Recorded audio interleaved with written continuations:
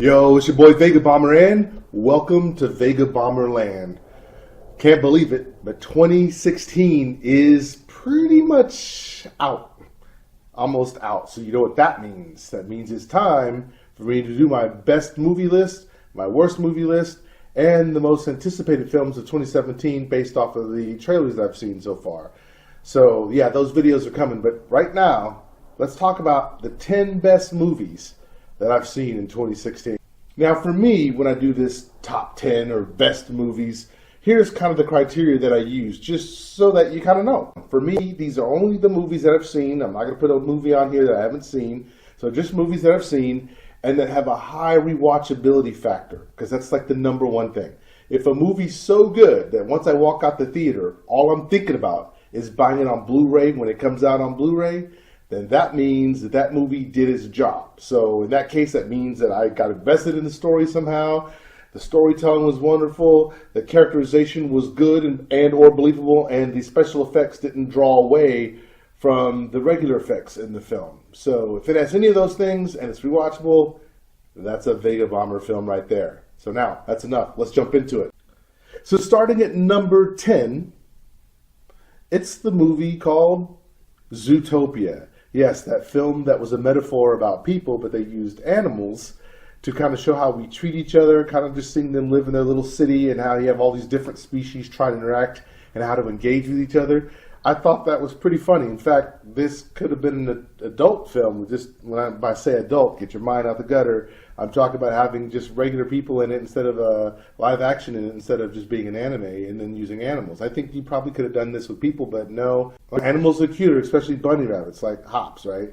So I like that, especially like the little throwbacks to some of the characters where they're kind of mimicking other famous movie people. Like, for example, Marlon Brando playing The Godfather. So I kind of liked that, in that they infused this in there. But the thing that I probably think most people remember is the sloth, because the sloth was just hilarious, because we know people who are just like that, that just wear you out, just waiting on them to finish their sentences, right?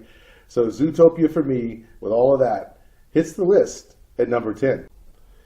Number 9 is Jungle Book.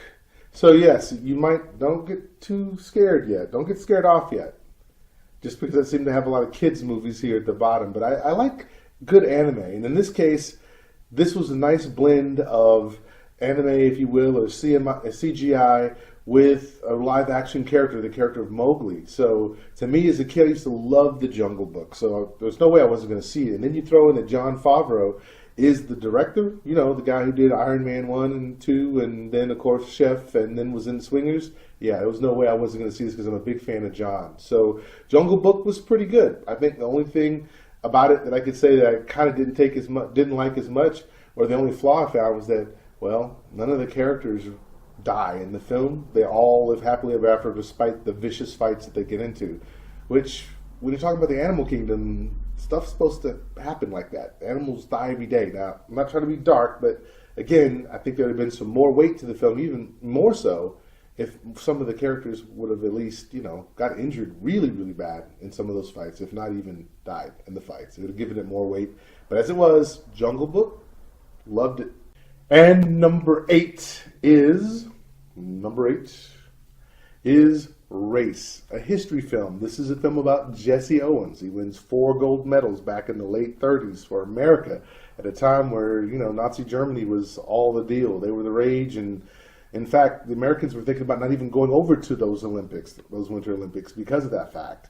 So, but the Americans got it together, went over there anyway. And so you see this newcomer, Stephen James, play Jesse Owens. He actually looked a lot like Jesse Owens, but I thought it was pretty good. And Jason Sudeikis is in this film as well, playing the guy who trains him.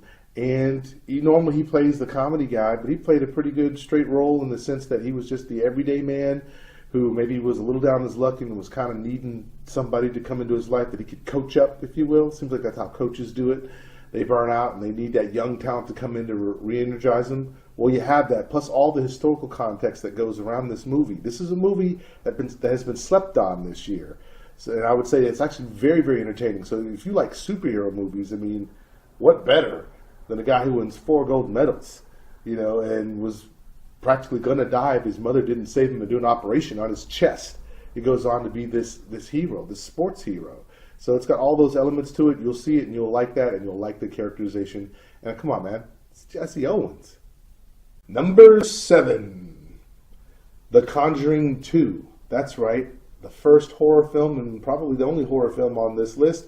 But the fact that this makes my list is pretty incredible, because the horror genre is something that I'm only recently getting more up to speed on, as I never really appreciated the horror genre as much. But this one is good. This one covers the real life story of Ed and Lorraine as they're going out there chasing around paranormal activities. They run into this one that was considered like the Amityville of England, because it was in Enfield, I think. And actually, the acting carries over. The little girl who has to get possessed doesn't seem corny when she's doing the demon voice or whatever, and it works. And then there's even actually some humor in this that really make Ed and Lorraine more human. They're not just these people who are running to see things they can't understand. So there's a little bit of depth there. And then, of course, come on, the horrors are there.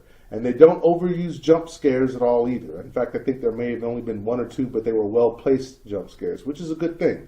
So if you haven't seen The Conjuring 2, then you're missing one of the best movies of 2016. And you don't even have to be a horror fan. Number 6. Number 6 is Eye in the Sky. Now, this is another movie that a lot of people miss. This movie stars Helen Mirren, and even Aaron Paul's in this from Breaking Bad. And it's a nice military, political, psychological thriller going on. It asks us a big question: should they or shouldn't they, given the situation that's going on? And so it's called Eye in the Sky because it's about this drone and the power that they could use to what they could see from this drone as to how they could take out some targets that need to be taken out, but there's people in the way. So it's a very interesting take. This movie grips you. It's intense. It may be maybe this year's Argo, if you will, in a way, but not that they're super similar, but in the sense of that same kind of political intrigue piece to it. And then the what would you do thing? Yeah, so I would say Eye in the Sky is definitely worth your time. If you haven't seen it, definitely go and rent it. Heck, you might even buy it. And I don't think you'd be hating yourself for doing so. And now we're in my top 5 with number 5. And number 5 is The Magnificent Seven. So yes, I'm definitely a big Denzel Washington fan, but I'll tell you this. Whenever they remake a movie that's as great as Magnificent Seven, just like they tried to do with Ben-Hur, which, no. Thankfully, they got Magnificent Seven correct. So this film was fun. It was good popcorn fare. It wasn't about, trying to regurgitate some old stuff without adding some new to it. And so I found The Magnificent Seven actually a very fun watch. In fact, if you haven't seen this film, when you watch it once, you'll like it enough. And in fact, it's out on Blu-ray now. So I would say that this one's a keeper because it doesn't get too serious, but it's not so light that you're going, ah. And of course, there's a few things that they have to do, but I like Denzel Washington. I like Chris Pratt playing Faraday. I like Vincent D'Onofrio in there as well. And then there's a couple of, I guess Ethan Hawke is in there as Goodnight Robichaux. But each one of the characters, you get to learn a little something about them as that Magnificent Seven. And it's a little bit different than the original, but it's a good take on it. And for me and my money, fun and definitely rewatchable, which is a big thing. Number 4 on this list is going to be Rogue One. Number 4 is Rogue One. So Rogue One. Now, I have to say I had to tap my brakes a little bit this year because I know last year I was really overhyped for The Force Awakens. And The Force Awakens was an entertaining movie, but once it came out on Blu-ray, there were a lot of things that I could say that you've already heard everyone say that I've said that I think the biggest disappointment for me was the idea that I didn't get to see Han, Luke, Leia, and Chewie all together again before they went and did what they wanted to do, which is copy, A New Hope. So I slowed down and said I'm not going to get overhyped with Rogue One. And I got to tell you, I did see Rogue One. It came out not too long ago, and it was good. I like it better than The Force Awakens. Now, it's not as much fun as The Force Awakens was, and The Force Awakens definitely had a better beginning, but the ending or the conclusion to Rogue One makes it worth it. Now, again, there's some things that they could have done to flesh out the characters a little bit, but all in all, Rogue One is a hit, and I got it at number 4. And now, ladies and gentlemen, the big 3. That's right, the big 3. This was tough because you could interchange any one of these 3, I think, especially number 2 and 3, pretty easily. But I think this is where I'm going to have to let this one rest. And I'm going to rest at number 3 being Cap 3 Civil War. Now, again, there's a few people who are kind of getting burnt out of the superhero films, and I get it. I'm definitely getting there myself. But I have to say, with the introduction of Black Panther, and again, Zemo is a better villain. You guys don't understand. Just go back, watch it again. You'll see. Sure, the plan was somewhat convoluted, but at the end of the day, if you look at what he did without any of the help that all the other villains had to go against the Avengers, he was a step ahead of them, and he had no superpowers, and it made sense. The storyline between him and Black Panther, I thought, was woven in excellently. Of course, everybody loves Spider-Man, and everybody loves Giant Man in this film, or Ant-Man becoming Giant Man.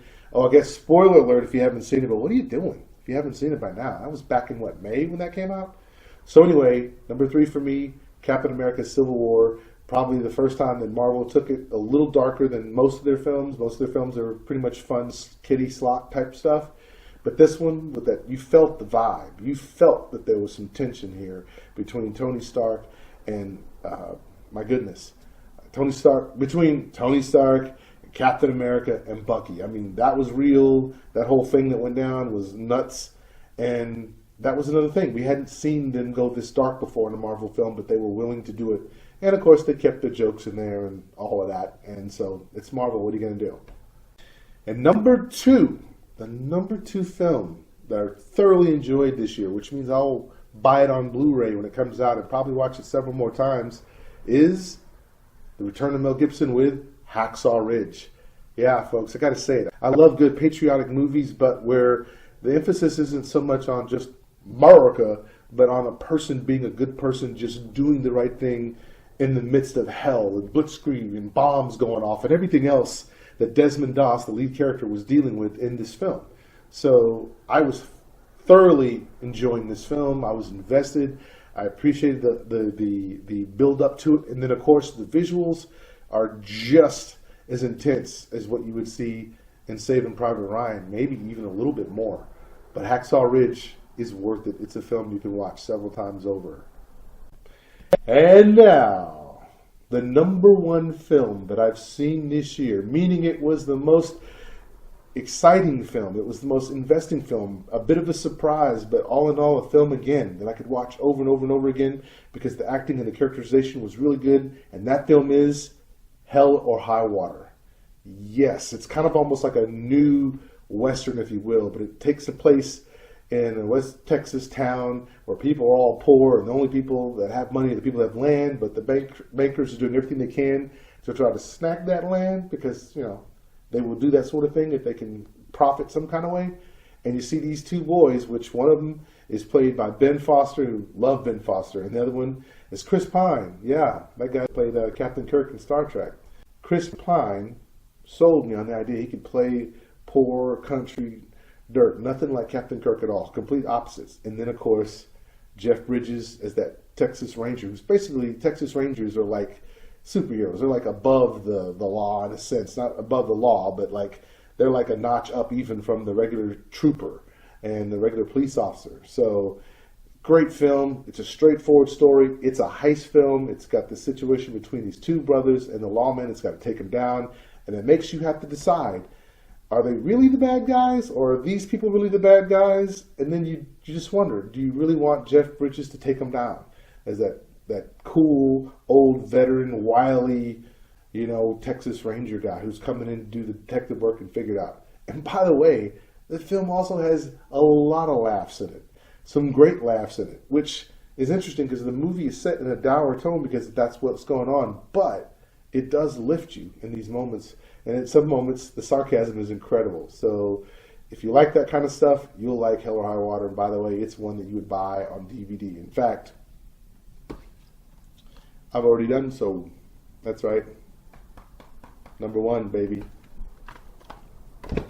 So anyway, I'm done talking. That's my list. I'm not going to do honorable mentions today. I'm holding up pretty well with this cold that I have, but it's your turn to talk. And I'll meet you in the comments section. Let me know.